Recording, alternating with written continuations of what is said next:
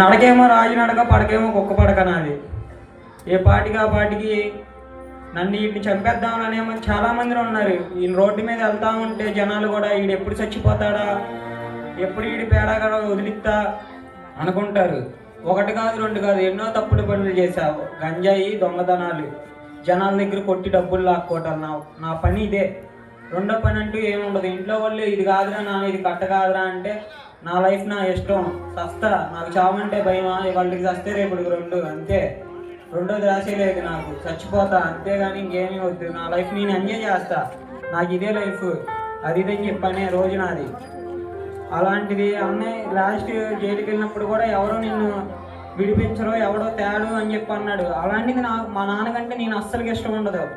అలాంటిది దేవుడు మా నాన్న రూపంలో పంపించి నాకు బెయిల్ అప్లై చేయగానే బెయిల్ వచ్చింది. బెయిల్ రాగానే అన్నయ్య ఒక మాట అంటాడు, ఇప్పటికైనా మారతావా మారవా అని చెప్పి అంటాడు. నేను వచ్చిన రోజు అన్నయ్య నాకు ఈ లైఫ్ వద్దు, ఇక మారిపోతాను, నేను ఇక చర్చిలో ఉండాను అంటే, నీకు ఇప్పుడే నేను బాప్టిజం అయితే ఇవ్వను, నువ్వు మారవుతావో లేదో నేనైతే చూస్తాను నిన్ను అని చెప్పి అన్నాడు. ఒక నెల రోజులు ఇలా చర్చికి వెళ్ళేపాటికే ఇలా అన్నయ్య బాప్టిజం తీసుకోరా అని చెప్పి అనేపాటికి, ఆ రోజు బాప్టిజం తీసుకునే రోజు కూడా తుఫానా. అన్నయ్య అక్కడ మీటింగ్ ఏర్పాటు చేసుకున్నాడు డాబా పైన. మీటింగ్ ఏర్పాటు చేసుకుంటే తుఫానా. నేను ఎప్పుడైతే బాప్టిజం తీసుకొని పైకి వచ్చానో ఆ తుఫానా ఆగిపోయింది. 3 రోజులు తుఫానా, ఒక రోజు కూడా కాదు, 3 రోజులు కంటిన్యూషన్గా ఉండిద్ది ఆ తుఫానా. అలాంటిది మీరు అనుకుంటారు నాలాగా మీ అబ్బాయిలు కూడా ఇలాగే ఉంటారు. చాలామంది గంజాయికి, డ్రగ్స్కి అలవాటు పడిపోయారు. చాలామంది కాలేజీ స్టూడెంట్స్ కాడి నుంచి అందరూ ఒకటి తల్లిదండ్రులకి తెలియకుండా చాలా చేస్తున్నారు. మీరు అనుకుంటారు మీ అబ్బాయిలు మీరు మారని, కానీ అది మనలో ఉండిద్ది, మనం చేసే ప్రార్థన బట్టి ఉండిద్ది. మనం చేసే ప్రార్థన దేవుడి పైన ఉన్న దేవుడు చూస్తాడు, చూడకుండా ఉండడు. ఎవడైతే మారని అనుకుంటాడో, నా జీవితం నాకు తెలుసు, నా జీవితంలో నేను తిన్న తన్నులు పోలీసు వాళ్ళ చేతిలో నన్ను కొడితే 1 రోజు 2 రోజులు కొట్టరు, 1 వారం మొత్తం కొడతారు నన్ను. నా కాళ్ళు గోర్లు బీగేసి కళ్ళల్లో పచ్చిమిరగలు పెట్టేసి బ్లడ్ వచ్చేటట్టు కొడతారు నన్ను. ఇంకా ఎంత ఉంది నీ దగ్గర, ఎంత ఉంది ఇంకా ఎక్కడ ఎంత దాసేవరా అని చెప్పి. ఒక స్టేషన్ అయిపోగానే 2వ స్టేషన్ వాళ్ళు తీసుకొని వెళ్తారు ఎమ్మటనే. మా అమ్మ అయితే ఇలాంటి వాడు నా కడుపున పుట్టాడా, ఇలాంటిదా మేమని చెప్పి అనుకున్నాం. అలాంటిది మా అమ్మ చచ్చిపోదాం అనుకుంది. ఫస్ట్ ఆఫ్ ఆల్ నన్నే చంపేద్దాం అనుకున్నారు. ఎందుకు ఈ దరిద్రం?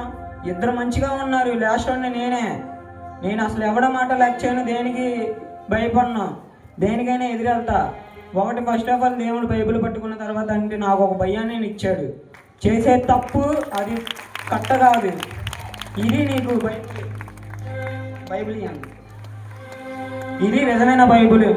చెప్పాలంటే ఎంతోమంది మీ అబ్బాయిలు నాకు తెలుసు, నాకు ఎందుకంటే నేను మొత్తం జైలు జీవితం 20 సంవత్సరాలు, నా వయసు 60 సంవత్సరాల అనుభవం ఉంది నాకు. జైల్లో 1 సారి 2 సార్లు కాదు నేను వెళ్ళింది. ఒకటి చెప్తారు పెద్దలు, వాడు జైలుకి వెళ్ళదు, 2வது హాస్పిటల్కి వెళ్ళకూడదని. ఆ 2 చూసి వచ్చినాను నేను.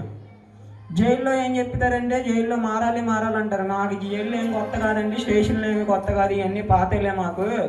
మళ్ళీ అలా వెళ్ళి ఒక నెల బయట ఉండి వచ్చేస్తామని చెప్పామని నేను జైల్లో. అలాంటిది ఎప్పుడైతే బైబిల్ మరి ఆ దేవుడు నన్ను ఎందుకు ఎన్నుకున్నాడో ఆయనకే తెలుసు, ఇప్పుడు దాకా నాకైతే తెలియదు. నేను ఒక చాలా పాపాత్ముడిని, పాపం చేయతేనే నాకు ఇష్టం ఇదివరకుల్లో. అలాంటిది ఆ పాపం జీవితం నుంచి నాకు రక్షణ ఇచ్చి నన్ను ఇలా మార్చినందుకు ఆ దేవుడికి నేను రుణపడి ఉంటానని మీకు చెప్తున్నాను. అలాంటిది నా జీవితం, అలాంటి జీవితం మీకు చెప్పాల్సింది ఇంకా చాలా టైం ఉండిద్ది. మామూలు పాపం పనులు కాదు నేను చేసింది. స్టేషన్ 10 స్టేషన్ వాళ్ళు నా దగ్గరికి రావాలి, యారా ఏం చేసామంట. నేను అలా కనపడేవాడిని కాదు, దొరికేవాడిని కాదు. మా అమ్మ మా నాన్న తీసుకెళ్ళి స్టేషన్లో కూర్చోబెట్టేవాళ్ళు. ఇక వాళ్ళని తీసుకెళ్ళినందుకన్నా వాళ్ళతో అన్నా వస్తాడని చెప్పి. ఇప్పుడు ఒక మంచి పని చేస్తే ఎవరు కొడుక అంటారు, ఒక చెడ్డ పని చేస్తే వాళ్ళ అమ్మ నాన్న ఏరు అంటారు. ముందు వాళ్ళ అమ్మ నాన్నని తీసుకొని రా అంటారు. మా అమ్మ మా నాన్న అట్లా ఇసుకిచ్చామని నేను ఇప్పటికీ మా నాన్నకి నేనంటే ఇష్టం ఉండదు. ఎందుకంటే పనికి వెళ్ళను ఏం చెప్పనుకుంటాడు. కానీ ఈ మధ్యన మారి చాలా పనికి వెళ్తున్నాను, అంత బాగుంటున్నాను. ఇదివరకు అంటే గంజాయి ఇవన్నీ డ్రగ్స్కి అలవాటు పడిపోయా. మామూలుగా పాపం పనులంటూ చేయను. మీలో కూడా ఉంటారు మీ అబ్బాయిలు మారని చెప్పి మీరు అనుకుంటున్నారు. ఏదైనా దేవుడు, నిజమైన దేవుడు ఉన్నాడు. ఆ బైబిల్ పట్టుకొని ఒకసారి చూశా కాబట్టి నేను ఈ స్థాయికి తేజెక్కి మీకు చెప్పగలుగుతున్నాను ఈ మాటలో. చాలామంది తల్లిదండ్రులు చాలా బాధపడుతున్నారు. మీరు ఎంతోమంది ఒకటి బతికేది వాళ్ళ ఎవరి కోసం బతుకుతారండి? బతికితే మీ పిల్లల కోసం. మీ పిల్లలే అన్యాయం అయిపోతుందంటే మీరు చూస్తే ఎలా ఉండితే ఒక తల్లిగా ఒక తండ్రికి ఎంత బాధపడతారు వాళ్ళు. మామూలు బాధ కాదు, చెప్పుకోలేనంత బాధ. ఎవరికి చెప్పుకోలేకపోతారు మీరైతే. దేవుడైతే ఉన్నాడండి. ఇగో ఈ బైబిల్ అయితే ఉంది చేతిలో. ఈ దేవుడైతే మీరు చేసే ప్రార్థన మీరు మనసు పెట్టి చేస్తే మాత్రం అనుకున్న పని అయ్యిద్ది, జరిగిద్ది.